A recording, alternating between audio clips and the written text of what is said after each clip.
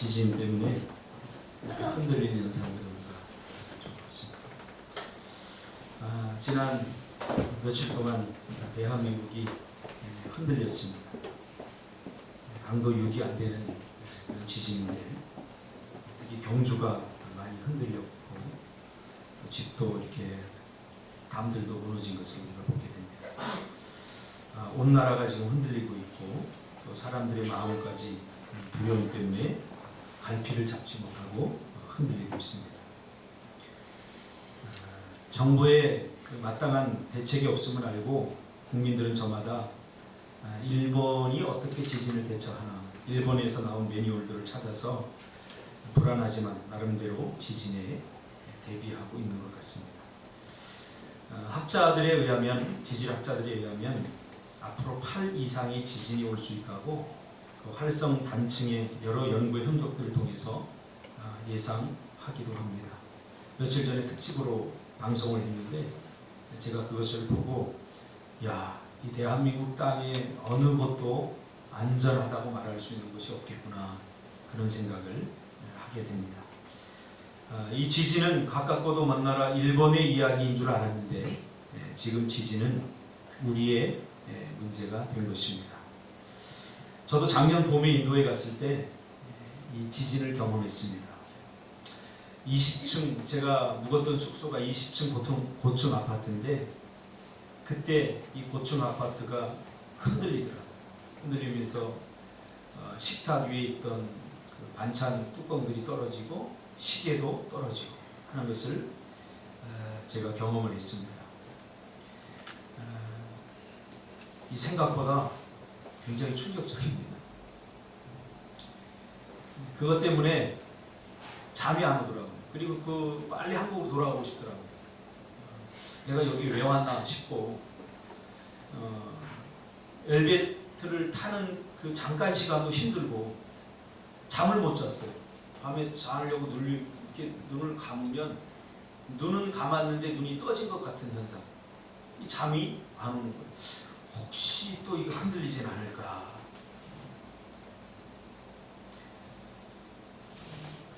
며칠 동안 제가 잠을 못 잤던 것 같아요. 같이 있었던 용감하기로 소문난 털보 목사님, 김 목사도 내심은 죽어봤자 천국이지 그런 얘기를 하는데 옆에서 두려워하는 것을 제가 느낄 수 있었습니다. 뭐 때문에 이렇게 두렵지? 참 부끄럽기도 했어요. 목사가 좀 지진 한번 났다고 이렇게 흔들렸다고 이게 잠까지 안 오고 설치고 그런 걸 보면서 좀 부끄럽기도 하고 그랬는데 누구나 이렇게 겪어보면 다 힘들 것 같아요. 가장 제가 마음이 힘들었던 부분은 어떤 부분이냐면 피할 곳이 없더라는 거예요. 피할 곳이. 우리 상진 집사는 바닷가에 물에 들어가는 것을 두려워한다고 그러잖아요. 저는 물에 들어가는 절대 두렵지 않습니다. 아무리 파도가 쳐도 별로 두렵지 않습니다. 그런데 이 지진을 겪고 나서 이 높이 올라가는 것에 대한 트라우마가 저에게 생겼습니다. 얼마 전에 청년들하고 아라뱃길에 있는 이렇게 쉬러 갔는데 거기에 보면 유리로 된 다리가 있어요. 이렇게 동그랗게 된 라운드처럼 된 그 다리가 있는데 제가 예전에도 거기 많이 걸어 다녔거든요. 여러 번 걸어 다녔어요. 근데 이번에 갔는데 밑에 보이지 않는 데는 가는데 그 다음에 유리로 된 데 보이는 데 가려고 이렇게 했는데 나도 모르게 걸음이 멈춰지더라고요. 그동안 안전하다고 생각했는데 제가 지진을 경험하고 나서 안전하지 않을 수도 있겠구나 이런 마음이 내 마음에 생긴 것 같아요. 그래서 제가 그때 성공하지 못했어요. 이렇게 돌아서 왔어요. 나만 그런 게 아니라 시수도 이렇게 돌아오더라고요. 엊그제 금요일날 금요 심야 기도회가 없어서 꼬맹이들을 데리고 거기 다시 갔어요. 다시 가서 꼬맹이들이 거기 막 뛰어가는데 저는 다시 못 가고 멈칫하고 다시 돌아왔어요. 우리 아이들이 이렇게 한 바퀴 돌아서 이렇게 오더라고요. 그래서 내가 예전에 이거 많이 그냥 걸어 다녔다 아무 생각 없이 걸어 다녔던 데인데 이 지진을 겪고 난 후에 마음속에 그런 생각이 들기 시작한 거죠. 인간이 만들어 놓은 것에 한계가 있다. 그래서 안 되겠다. 극복해야지. 그리고 예원이한테 예원아 같이 가자. 그리고 이쪽으로 온 거를 다시 손을 잡고 걸어가요. 그것도 유리가 이렇게 직접 보이는 데가 아니라 그 유리 옆면을 제가 밟고 가는데 한 절반쯤 가는데 예원이가 갑자기 뭐라고 그러냐면 아빠 왜 그렇게 내 손을 꼭 잡는 거야?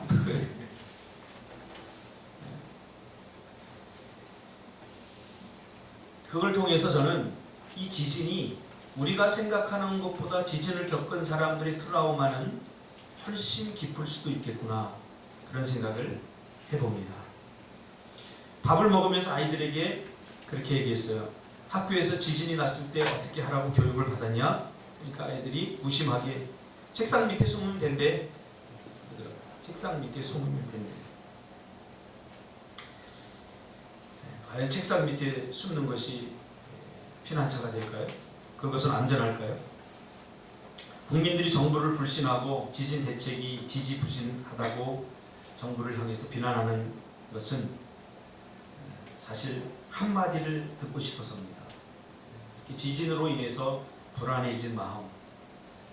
정부에서 정말 이 지진에 대한 실상을 그대로 얘기하는 걸 국민들은 원하지 않습니다. 국민들이 듣고 싶은 말은 뭔지 아세요? 안전합니다. 걱정하지 마시고. 이 말을 듣고 싶은 거예요, 사실.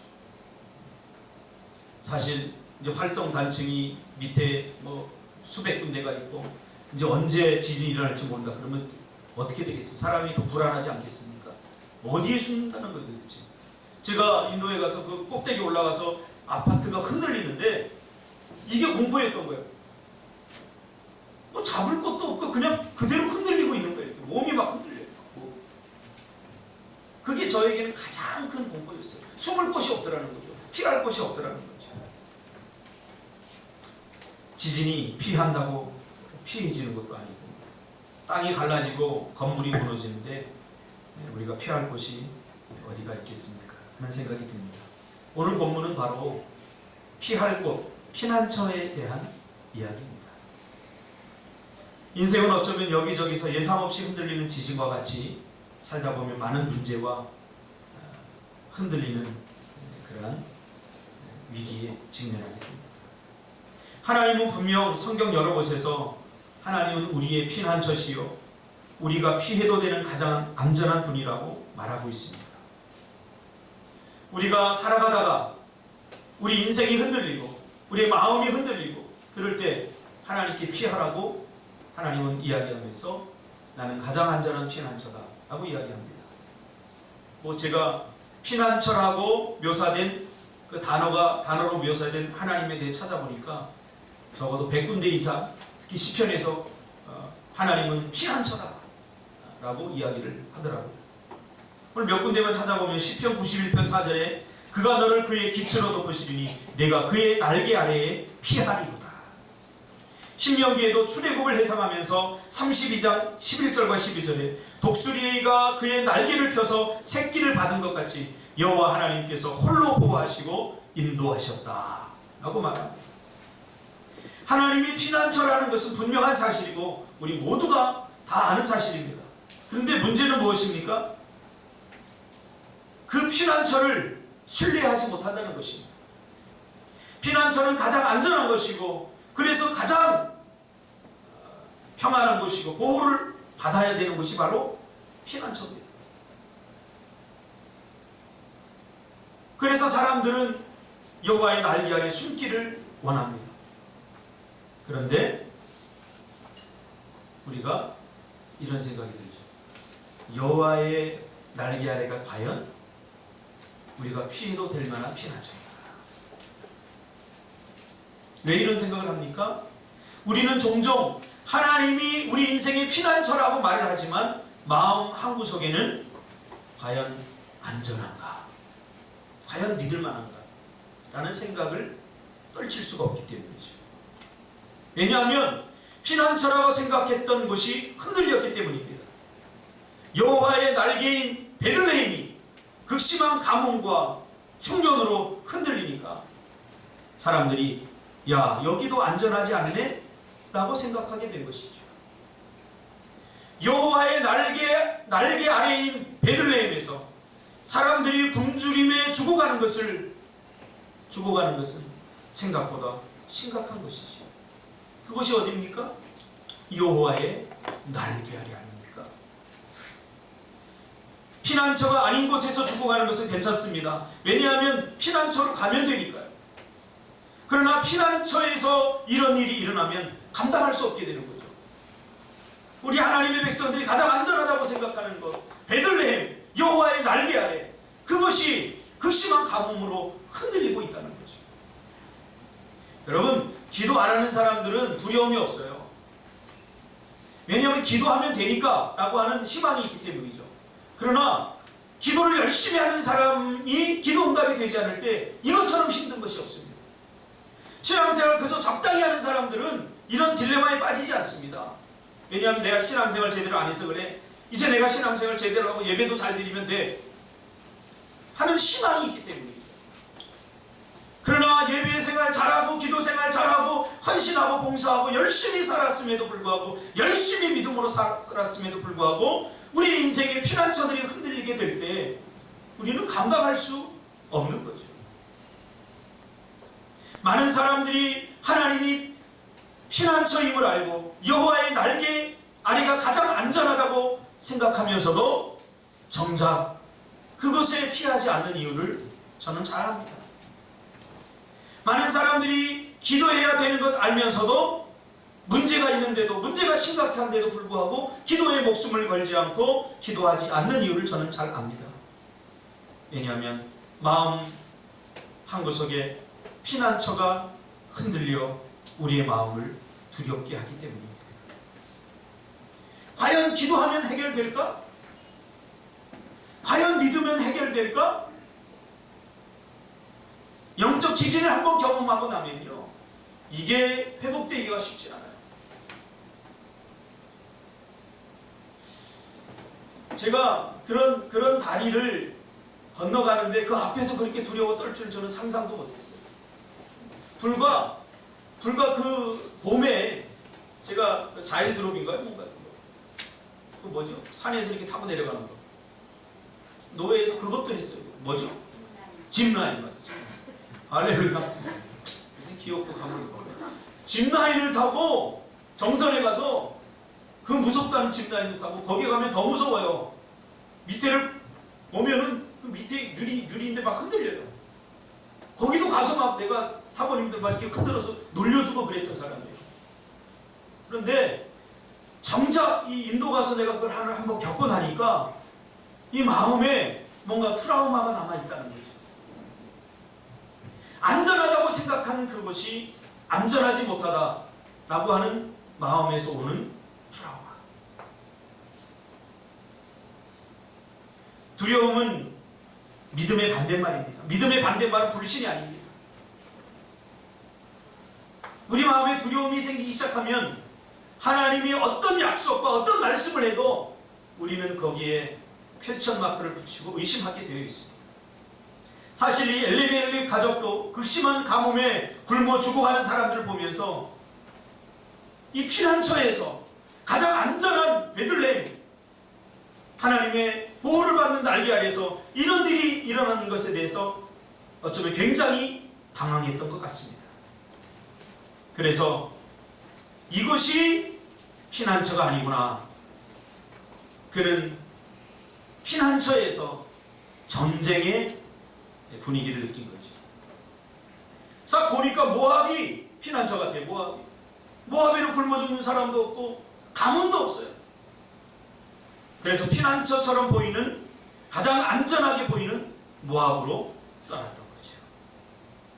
적어도 모압으로 가면 굶어 죽을 일이 없겠구나 라고 생각을 하게 된 것입니다. 그러나 가장 안전해 보였던 모압에서 가족 식구들을 다 잃어버리게 되죠. 이 시대의 문제는 피난처가 있음에도 그것으로 숨지 않는다는 것에 있습니다. 오늘 이 문제는 오늘 우리에게도 같은 문제로 다가오지 않습니까? 그러므로 오늘 저는 여호와가 피난처라고 말하는 것보다 더 중요한 것을 함께 나누고 싶습니다. 여호와가 피난처니까 그것에 숨으세요. 이건 의미가 없어요. 왜? 믿지 못하는데 그렇게 외쳐야 무슨 소용이 있겠습니까? 저는 오늘 이 본문 말씀을 중심으로 피난처가 흔들릴 때 어떻게 해야 될까? 피난처가 흔들릴 때 어떻게 해야 될까? 하는 문제를 다루고 싶습니다. 이것은 믿어도 된다. 하나님께서 이것은 가장 안전하다. 내 날개 아래는 가장 안전하다. 내가 보호해주겠다. 믿으라 라고 했는데, 그래서 그곳으로 피했는데 그곳이 흔들릴 때는 어떻게 해야 됩니까? 우리도 다 겪고 있지 않습니까? 피난처가 흔들리는 경우. 기도하면 응답된다고 하는데 그 응답이 잘 안 돼요. 예비하면 하나님을 만날 수 있다고, 우리 인생의 문제를 해결해 주신다고 했는데 이게 쉽지 않아요. 그럴 때 우리는 똑같은 이 피난처가 흔들리는 경험을 하게 되는 거죠. 오늘 본문을 보니까 우리에게 답을 주고 있습니다. 12절에 보아스의 기도라고 제가 얘기했죠. 보아스의 그 룻을 향한 축복의 기도. 보아스는 룻에게 뭐라고 축복하면서 기도합니까? 이것은 미래적 축복입니다. 그의 날개 아래 보호를 받으러 온 너라고 말합니다. 그의 날개 아래 보호를 받으러 온 너. 굉장히 중요한 문장입니다. 룻기 전체에서 가장 중요한 문장을 뽑으라면 저는 이 문장을 뽑고 싶어요. 엘리멜렉이 극심한 흉년에 많은 사람들이 고통을 당하고 굶어 죽어가는 것을 보면서 한 가지 기억해야 하는 것이 있습니다. 자신은 아직 굶어 죽지 않았다는 것이죠. 주변에 많은 사람들이 흉년 때문에 고통을 당하고 굶어 죽어가는 것을 보면서 엘리멜렉과 그 식구들이 생각한 게 뭡니까? 야, 이러다 우리도 굶어 죽겠다 그 말이에요. 이러다 우리도 여기서 죽겠다 그 말이에요. 그러나 중요한 것은 아직 굶어 죽지 않았다는 거예요. 아직 죽지 않았다는 거예요. 이것이 정답입니다. 우리가 하나님을 믿되 끝까지 믿어드려야 되는 겁니다. 믿음은 한두 번만, 믿고 싶은 것만 믿어서는 안 됩니다. 하나님이 약속으로 주신 모든 것을 한 번, 두 번, 어느 정도만 믿는 것이 아니라 끝까지 믿어드려야 되는 겁니다. 언제까지? 마치 주변의 사람들이 다 굶어 죽어서 내가 이제 내 차례다. 그것도 아니에요. 내가 먹지 못해서 이제 한 끼만 안 먹어도 난 죽겠다 라고 하는 그 절체절명의 순간까지 우리는 하나님을 믿어드려야 되는 거죠. 여기서 엘리멜렉 가정이 실패한 겁니다. 안 될 것 같아. 죽을 것 같아. 여러분, 내가 걱정하고 염려하는 일들이 절대 일어나지 않습니다. 적어도 내가 하나님을 믿는다. 이런 일들은 절대 일어나지 않습니다. 그러나 엘리멜렉 가정은 주변의 사람들이 죽어가는 것을 보면서 나도 이렇게 죽겠구나 하고 끝까지 하나님을, 그리고 하나님의 약속을 믿어드리지 못한 거죠.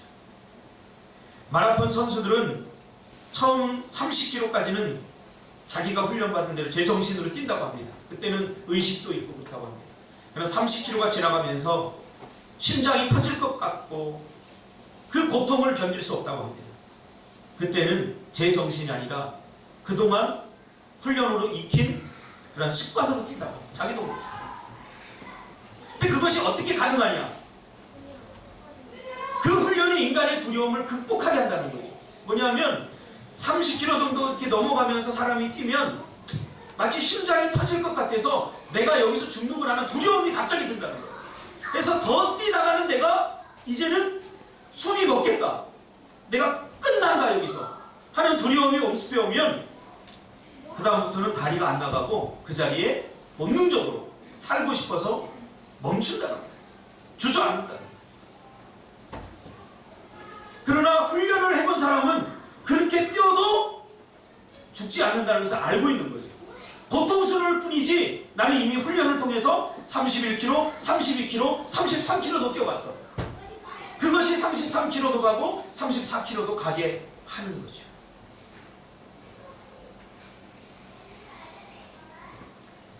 엘리멜렉이 죽을 것 같았지 아직 죽은 것은 아닙니다. 여러분, 죽을 것 같은 것에 속지 마십시오. 망할 것 같은 것에, 안 될 것 같은 것에 속지 마십시오. 우리가 하나님을 믿되 끝까지 믿어드리시기를 주님의 이름으로 축복합니다. 우리가 가지고 있는 나쁜 버릇 중에 하나가 뭐냐면 메타 커뮤니케이션입니다. 미리 자기가 가지고 있는 경험과 자기 지식을 가지고 하나님의 약속을 미리 예측하고 미리 추측해버리는 거예요. 그리고 하나님의 약속을 믿는 게 아니라 자기가 예측하고 자기가 추측한 것을 그냥 믿어버리는 거예요. 그러니까 결론이 났죠. 이것은 더 이상 피난처가 아니네. 하나님이 분명히 야곱의 족속, 택한 족속은 절대 버리지 않는다고 그랬어요. 절대 망하지 않는다고 하나님 약속해 주셨어요. 그리고 약속의 땅 베들레헴, 말씀이 나오는 그것이 가장 안전한 곳이라고 이미 구약 성경에 이사야를 통해서 하나님은 분명히 베들레헴을 축복하면서 우리에게 약속해 주셨어요. 그러나 그 약속의 땅이 흔들리지 않는 모압이 피난처라고 착각을 하게 되는 거죠. 여러분, 미래는 나의 영역이 아니고 하나님의 영역입니다. 점쟁이가 되지 말고 믿는 자가 되시길 바랍니다. 끝까지 믿어드리시기를 주님의 이름으로 축복합니다. 하나님의 약속보다 현실을 먼저 보면 믿을 수가 없어요. 자꾸 흔들리게 돼 있어요. 그래서 우리 죽기 전의 고통도 감내해야 됩니다. 숨이 이대로 계속 뛰다가는 내가 여기서 끝날 것 같다. 이대로 더 하다가 내가 망할 것 같다. 그 순간도 하나님을 신뢰하고 믿어드립니다. 두 번째로는 주님의 날개 아래로 가야 한다는 것입니다. 끝까지 믿어드린 사람은 주님의 날개 아래로 가야 합니다. 날개처럼 보이는, 피난처럼 보이는 모압으로 가서는 안 됩니다. 그것을 떠나지 말아야 하고 그 주님의 날개 아래로 내가 가야 하는 것입니다. 하나님은 전지전능하시지만 우리를 강제로 날개 아래로 강압적으로 끌어오시는 분이 아닙니다. 신앙은 절대로 강제적으로 그걸 한다고 해서 되어지는 것이 아닙니다. 우리가 자발적으로 그의 날개 아래로 가야 하나님의 보호를 받을 수 있습니다. 왜요? 하나님 그렇게 약속하십니다. 하나님은 우리에게 약속하시는 이유가 있어요. 왜? 우리를 그렇게 수준 높은 사람으로 만들었기 때문에. 우리를 로봇처럼 만들어서 야 좌로 세발 우로 세발 이렇게 명령하시는 분이 아니에요.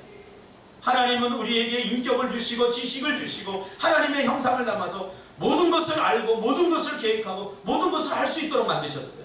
그러나 그 하나님의 지식으로 무엇을 해야 되고 무엇을 하지 말아야 될지에 대한 은혜도 우리에게 주셨어요. 그래서 하나님의 날개 아래로 가는 것은 내가 자발적으로 선택하고 내가 결단하고 날개 아래로 가야 하나님의 보호를 받을 수 있습니다. 하나님의 날개 아래 가지 않는데 하나님 우리를 절대 보호하지 않습니다. 그래서 보아스는 오늘 룻을 뭐라고 표현합니까? 그의 날개 아래 보호를 받으러 온 너라고 표현합니다. 누가? 룻이 하나님의 보호를 받으러 하나님의 날개 아래로 들어왔다라고 표현한 거예요. 이걸 신약에서는 in Christ, 예수 그리스도 안이라고 표현했습니다. 보호를 받으려면 그리스도 안으로 들어와야 됩니다. 그러나 우리는 그리스도 밖에서 보호를 받으려고 합니다. 믿음은 오늘 룻처럼 행동하는 것입니다. 믿었으면 믿음대로 움직여야 합니다. 마음만 믿으면 안 됩니다. 여러분 속지 마십시오. 마음으로 믿어. 이 말은 순종을 전제하고 있는 거지 그래 마음으로만 믿는다 이 말이 아니에요. 이미 야고보서에서 이 부분을 충분히 다뤘어요. 말로만 믿는다 하는 거 의미 없다는 거예요. 마음으로만 믿는다는 거 의미 없다는 거예요. 정말 마음으로 믿으면 행함으로 드러나게 돼 있다는 거예요. 이것이 진정한 믿음이라고 이야기하고 있습니다. 야고보서 1장 22절에 보면 너희는 말씀을 행하는 자가 되고 듣기만 하여 자신을 속이는 자가 되지 말라고 분명히 얘기합니다. 듣고 마음으로 믿는 것은 자기 자신을 자기가 속는 거죠. 정말 믿음은 행동으로 드러나게 되어 있습니다. 믿는 것을 행하게 되겠죠. 이것이 온전한 믿음입니다.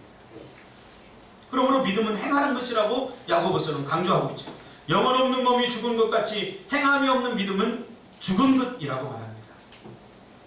하나님은요, 우리가 순종하기 전까지 절대로 움직이지 않습니다. 우리가 행동하기 전까지, 마음으로 믿은 것을 우리의 삶으로 실천하기 전까지 하나님은 절대로 움직이지 않습니다. 그러므로 마음으로 믿는 것을 행동으로 옮겨 순종해야 됩니다. 그래서 하나님을 믿는다면 여호와의 날개 아래가 가장 안전하다는 것을 믿는 사람은 끝까지 버텨야죠. 그 안에서. 베들레헴에서 끝까지 버텨야죠. 죽을 것 같지만 죽게 하시지 않으시는 하나님을 그때야 경험할 수 있게 되는 거죠. 고통스럽지만 결국 그것으로 끝내지 아니하시는, 다시 그것에서 역전시켜서 가장 풍성하게 하시는 그 하나님을 그래야 경험할 수 있게 되는 거죠. 오늘 우리는 끝까지 버티는데 번번이 실패하고 있습니다. 그리고 알면서도 하지 않는다는 것입니다. 알면 행해. 로마서 1장 17절에 보면 복음에는 하나님의 의가 나타나서 믿음으로 믿음에 이르게 하나니 기록된 바 오직 의는 믿음으로 말미암아 산다. 믿음으로 산다는 것이 무엇입니까? 믿는 것을 행동으로 실천하며 산다는 것입니다. 이것이 믿음으로 산다는 것입니다. 더 나아가 내 안에 믿음이 있다는 것은 믿음으로 살아보기 전까지는 증명되지 않습니다. 여러분이 안에 믿음이 있다는 걸 어떻게 알아요? 내 안에 있는 것을 있는 대로 살아봐야 믿음이 있는가 없는가 알 수 있지 않겠습니까? 엘리멜렉 가정도 마찬가지입니다. 죽을 것 같았고 그 극심한 가뭄에 이제는 내 차례구나 하는 그런 위기와 고통을 느꼈지만 그러나 죽진 않았다는 거예요. 그 죽음의 고통을 느꼈을 뿐이죠. 그렇다고 한다면 아무 희망이 보이지 않더라도 그 베들레헴 땅, 그것이 가장 안전하다는 사실, 하나님께서 우리를 굶어 죽지 않게 하신다는 사실을 끝까지 믿고 버텨야 합니다. 로마서 1장 17절에도 믿음으로 믿음에 이르게 한다는 이 말의 의미도 내 안에 이미 믿음이 있기에 믿으려고 해야 믿어진다. 오늘 우리의 문제는 하나님의 약속을 너무 소홀히 여기고 우리가 말씀대로 살지 않는다. 제가 이렇게 얘기하면 그를 이렇게 반문할 분들이 있어요. 말씀대로 사는 사람이 이 세상에 얼마나 될까?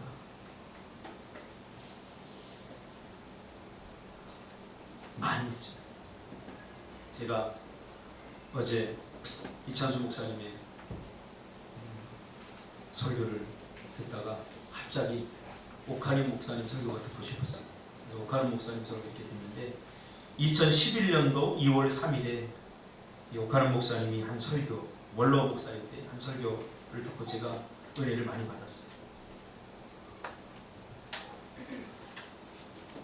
이 목사님은 무엇과도 바꿀 수 없는 예수 그리스도라는 제목의 설교에서 기독교의 본질이 되는 말씀을 교인들이 지겨워하는 경향이 있는 것 같다.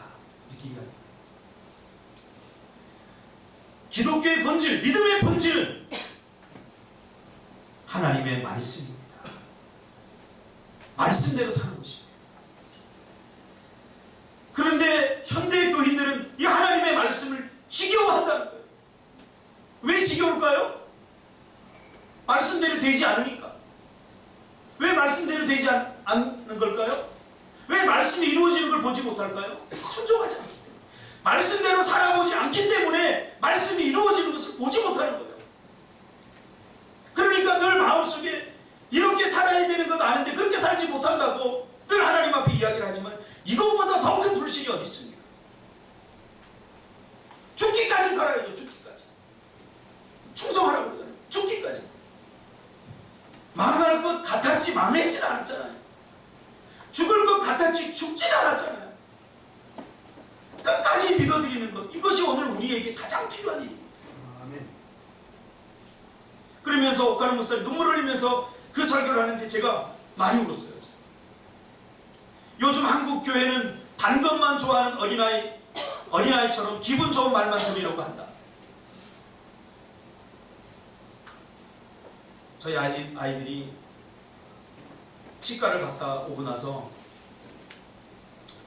단 것 절제력을 내렸어요. 아주 아예 못 먹게 하지는 않고 단 것을 먹을 때는 나한테 꼭 보고를 해야 돼요.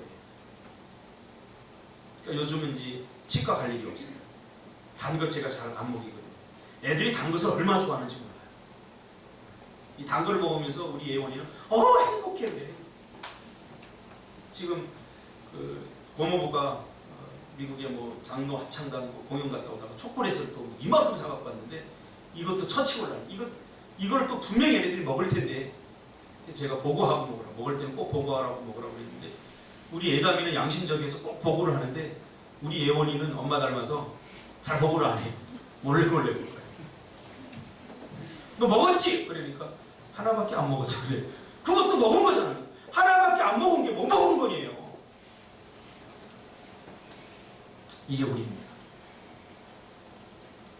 단 것만 먹으면 영적인 이가 썩어서 나중에 단단한 것을 씹을 수 없게 됩니다.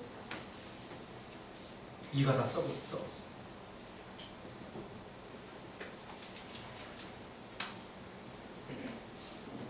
가뭄이 극심하고 약속의 땅에도 흉년은 오고 영적 지진으로 우리의 삶은 흔들립니다. 신앙생활 잘해요. 열심히 다녀. 마태복음 24장 13절에 보니까 주님께서 이미 환난의 때 마지막 때에 마지막을 살아가는 그리스도인들을 향해서 충고하신 말씀이 있습니다. 그때에는 너희들이 감당할 수 없을 만큼 큰 환난과 고통과 핍박이 있을 것이라고 예언을 합니다. 마태복음 24장을 여러분 설교 끝나가면 다 읽어보세요.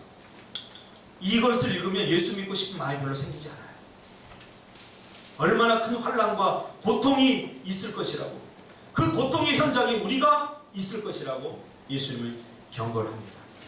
그러면서 마지막에 하시는 말씀이 있어요. 그러나 끝까지 견디는 자는 구원을 얻게 된다고 말합니다. 끝까지 견디는 것이 믿음입니다. 누구나 어느 순간까지는 견딜 수 있고 버틸 수 있습니다.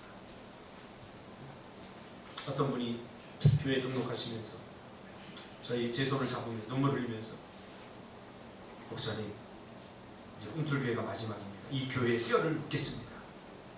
그러더니 우리 교회 흉년이 오니까 3년 만에 나가시면서 저한테 하시는 말씀이 목사님 여기까지입니다. 여기까지. 아직도 내가 그 말 귀에 생생해요. 여기까지. 신앙의 모순을 해결하는 방법이 뭡니까? 우리는 마음으로는 믿는다고 하는데 행함으로 드러나지 않아. 이것은 모순에 빠져 있다는 거예요. 우리가 모순. 신앙적 모순에 빠져 있다는 거예요. 여러분 모순이 무슨 말인지 알죠? 나는 믿어. 어떻게 살아야 되는지 알아. 아는 게 아니에요. 이거는. 신앙적 영적 모순에 빠지면 믿는 것 같고 믿음 있는 것 같고 아는 것 같은데 그러나 머리로는 알고 마음으로도 아는데 행함으로 나타나지 않아요. 이것을 심각한 영적 모순에 빠진 거예요. 모순이란 말 뭔지 알잖아요. 중국 초나라 때 어떤 상인이 시장에 나와서 파는 거예요. 자, 이 창은 세상의 어떤 방패도 다 뚫을 수 있는 창입니다. 막 선전해요. 사람들이 막 몰려들어요.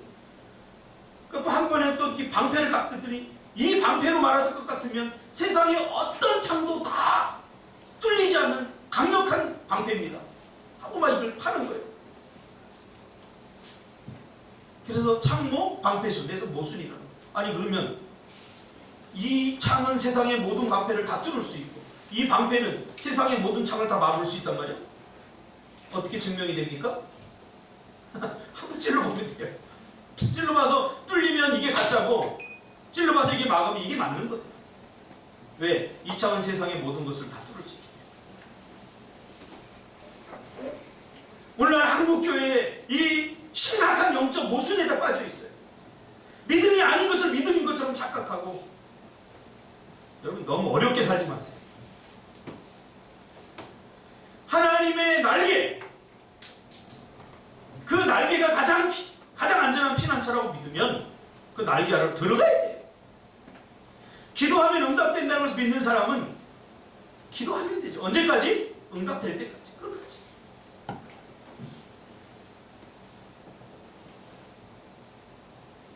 에이, 그런 사람이 어디 있어? 여러분이 되면 되잖아요.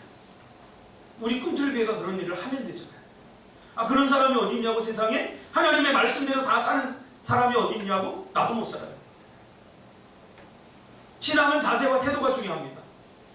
이미 살아보지 않은 날들에 대해서 그럴 것이라고 추측하는 것은 점쟁이입니다. 살아보기 전까지 우리는 우리 인생에 대해서 함부로 판단하잖아요.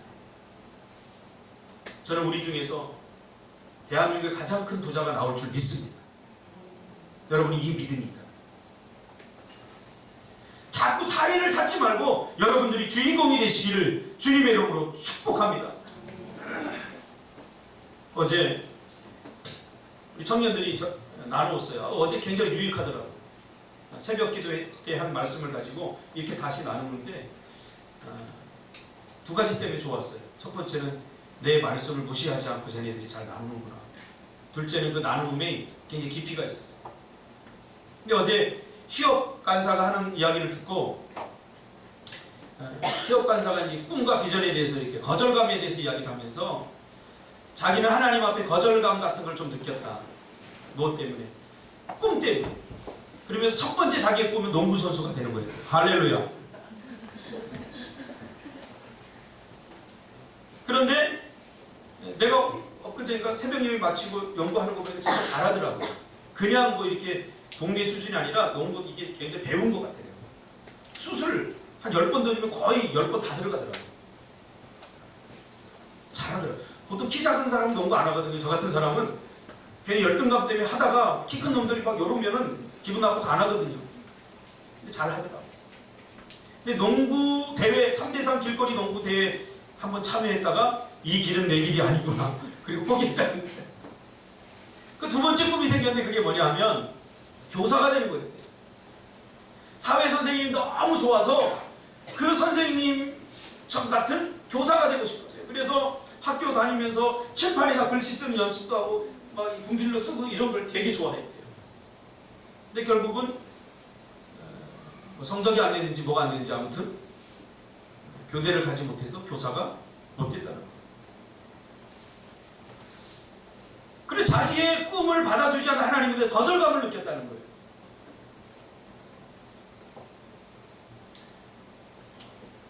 제가 어제 그 이야기를 하고 싶었는데 오늘 하려고 제가 참았어요. 꾹 참았어요. 얼마나 해봤는데 농구선수 되려고 얼마나 노력해봤는데 적당히 하면 안 됩니다. 지금 미안해 희호가 너 키가 한 70은 되지? 네, 한 70 정도 되는 것 같아요. 왜냐면 내가 70이 안 되니까 알아. 아, 어느 정도 저 정도 되면 70 되겠다. 미국의 NBA 농구 선수 중에 1990년대에 뛰었던 타이런 보거스라고 하는 친구가 있는데 1m 60입니다. 평균 득점 7.7골. 아마 농구하는 사람들이 이게 얼마나 경이적인 기록인지 알아요.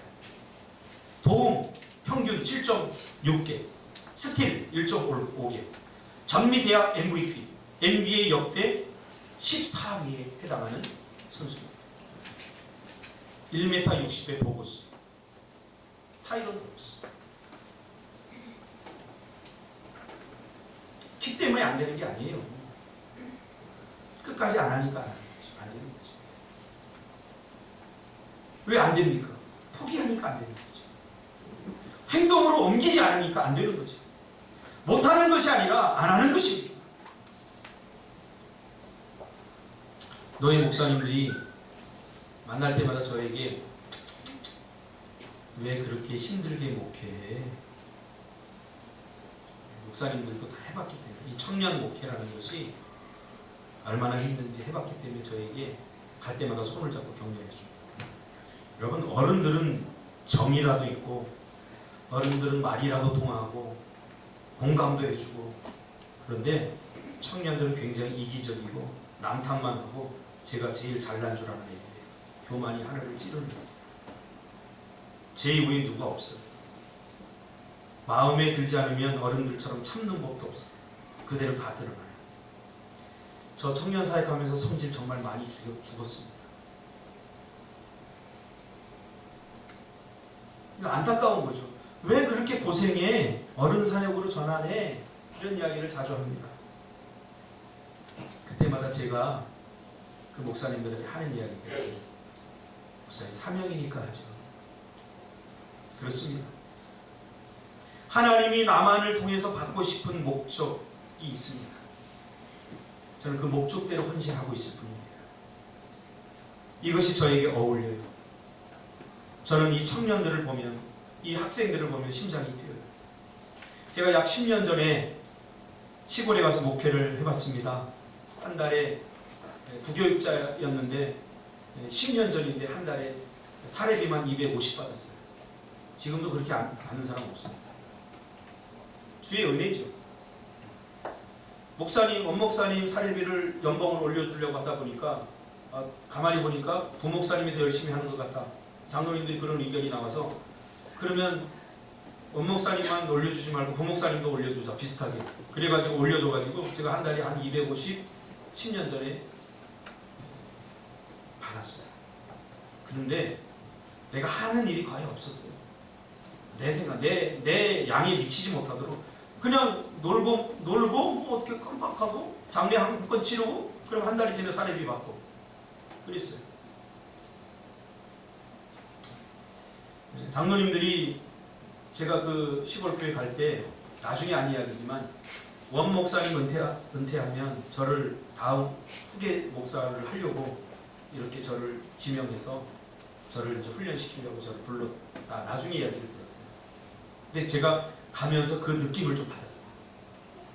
그러다 보니까, 왜냐하면 원 목사님 괜히 나를 싫어하더라고요. 내가 그렇게 처음부터 싫은 사람은 아닌데, 나중에 좀 싫어질 수 있는데 처음부터 싫어하더라고요. 그래서 뭔가 있구나. 그리고 보니까 이게 뭔가 있어. 그래서 내가 좀 이 느낌이 빠르거든요.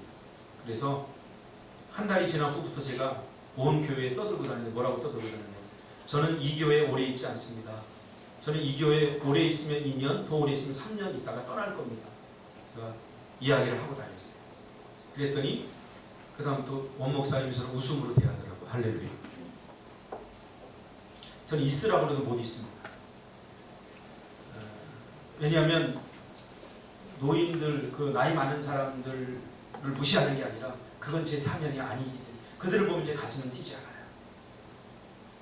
제 가슴은 아이들, 청년들, 청소년들 보면 가슴이 뛰어요. 사례비 250 안 주고 한 달에 10만 원만 주더라도 나는 그것에 가슴이 뛰어요. 아마 여러분 이거 잘 이해 못할 거예요. 저는 미얀마 선교 준비를 하는 것을 보면 압니다. 처음에 가려고 할 때 너무 막막했어요. 우리 월세도 제대로 못 내고, 그 시점이 어른들이 다 떠나가서 교회는 재정적으로 정말 마이너스의 적자에, 내일 이거 내지 않으면 더 많은 이 페널티가 주어지고 정말 힘들고 고통스러울 때, 그때 하나님이 감동을 주셔서 가게 하셨어요. 다른 거 없어요. 하나님이 기뻐하시기 때문에 했어요. 정말 단순한 거. 이래도 그만 저래도 그만. 그렇게 결정할 수 있었던 결정적 계기를 준 한 집사님이 계셨어요. 지금 안 계신데, 그분이 정말 힘들게 사셔요. 여러분도 아실 거예요. 근데 어느 날 11조를 200만 원인가 이렇게 들고 오셨어요. 그분은 내일 성편도 안 되거든요. 근데 그분이 하시는 말씀이 제 가슴을 두드렸어요. 목사님, 불렀어요. 그걸 받고 나니까 내가 이거 마음이 좀 편치 않아요, 여러분. 아무리 교회가 힘들어도 저 사람 드릴 만한 사람이 드리면 좀 기분이 좋은데 정말 힘든 사람들이 목사의 짐이에요. 그래서 불렀어요. 아니 이렇게 왜 이렇게 많이 드렸냐고. 전번 주까지만 해도 지금 회사 가야 되는데 차비가 없다고 나한테 빌려달라고 그랬었는데 목사한테 돈 빌려달라고 하지 마세요. 빌려달라면 안 줄 수가 없어요. 목사같이 가난한 사람한테 돈 빌릴 생각하지 말고 여러분 부자 되시기를 주님의 이름으로 축복합니다. 그래서 그랬더니 이분이 하시는 말씀이 참 가슴을 두드렸어요. 목사님, 제 앞에 200만 원 있어도 그만 없어도 이거 있는다고 우리 집이 더 잘 살아지는 것도 아니고 이거 없다고 뭐 내가 뭐 저기 한 것도 아니고 내 평생 하나님 앞에 사르밧 가부처럼 드려본 적이 없어서 드리려고 합니다. 그래서 200만 원을 가지고 오셨어요. 제가 교회도 힘들지만 목사 양심으로 다 못 받겠다고 일단 제가 축복기도 하고 100만 원을 이렇게 드렸어요. 애들 차비도 주고 얘기하라. 그 사건을 경험하고 나서 야 집사님도 이런데 이 정도 믿음인데 아니 돈이 없다고 물질이 없다고 내가 선교를 안 한다는 게 말이 되겠냐? 그래서 결단하고 하기 시작한 게 미얀마 선교의 18점 해외 선교의 18점. 우리 미얀마 선교팀이 준비하는 걸 보면 눈물이 겹습니다. 그리고 미얀마 선교팀이 1년 동안 지내는 걸 보면 눈물을 겹습니다. 카드 대출해서 하고 1년 내내 그거 갚아나가서 갚을만 하면 또 갑니다. 아니 다 갚지 못했는데도 지금 또 갈 지경이었습니다. 솔직히 인간적인 심정으로는 이거 그만하고 싶어요. 정말. 인간적인 솔직한 심정. 우리가 또 미얀마에 가서 성경을 작정을 하는데요. 내가 생각하기엔 좀 조금만 했으면 좋겠는데 이것들이 나보다 믿음이 더 좋고 엄청 많이 해요. 그 많이 한다는 그 의미를 저는 알아요. 성경금 작정 많이 하면 헌금을 안 하거든. 헌금 안 들어오거든요. 그치 태연아? 그 내가 알아요 그거를. 그런데도 포기할 수 없는 거예요. 왜 하나님이 기뻐하는 일이니까. 저는 하나님의 말씀을 믿어요. 어제도 이찬수 목사님 설교를 듣는데 이찬수 목사님 존경하는 장로님이 계시죠. 정말 온 교회에 존경받는 장로님이시죠. 왜 존경하나 했더니 식사를 하면서 이렇게 이야기를 하는데 그 사모님이 그런 얘기를 하더래요. 원래 이 양반이 성격도 고약하고 신혼 초에 매일 싸우고 정말 힘들었다는 거예요. 근데 싸우는데 이 고지시켜가지고 잘못했던 이야기 한마디 안 하고 적어도 최소한 일주일은 말을 안 한다는 거예요. 한번 싸우고. 이런 쫌생이도 되지 않기를 주님의 이름으로 축복합니다. 먼저 잘못했다고 했어요. 남자가 태평양 가슴처럼 커야죠. 할렐루야 박모세? 모세는 싸우고 같지도 않아. 내가 알아 모세 성품이 얼마나 온유한지. 싸우기 전에 잘못되면 빌 사람이에요 모세.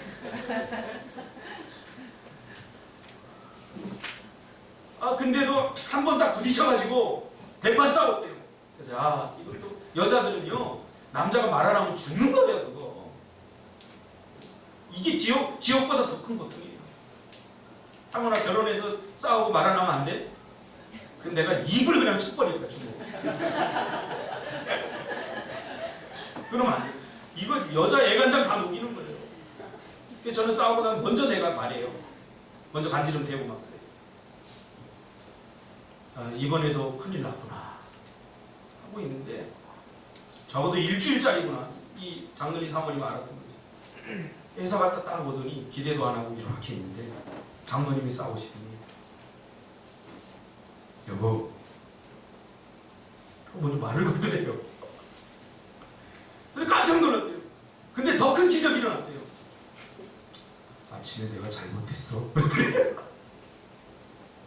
이게 웬일인가 봤더니 나중에 장로님이 하는 얘기가 에베소 4장 26절 이분이 회사에 가서 점심을 먹고 꼭 성경을 읽는데 남은 시간에 성경을 읽는데 에베소 4장 26절에 뭐라고 나와있냐면 해가 지도록 분을 품지 말라. 이 장로님의 신앙은 성경에서 깨달아지면 그대로 하는 거예요. 성경이 하라고 하면 그대로 하는 거예요. 이 장모 그 이후로부터 지금 은퇴하셔서 지금 70이 다 넘으셨는데 그 이후로부터 이 말씀을 순종하고 있대요. 그러면서 이찬수 목사님 하는 얘기가 그 장로님 사모님 말씀을 이용하면서 이분은 고지식해서 사람 말은 안 들어도 성경 말씀이 그렇다고 하면 무슨 일이 있어도 믿는다. 그리고 믿는 대로 행한다. 여러분 사람 말 너무 의지하지 말고 사람 말 믿지 말고 하나님의 말씀은 진리이고 하나님의 약속은 반드시 이루어지기에 여호와의 날개 아래가 피난처라고 믿으시고 그것이 가장 안전함을 믿으시기 바랍니다. 이 말씀 외에 다른 어떤 말씀이 여러분에게 와도 하나님의 말씀은 진리입니다. 믿고 순종할 때 여러분의 인생이 성공하는 인생이 될 줄 믿습니다. 기도하겠습니다.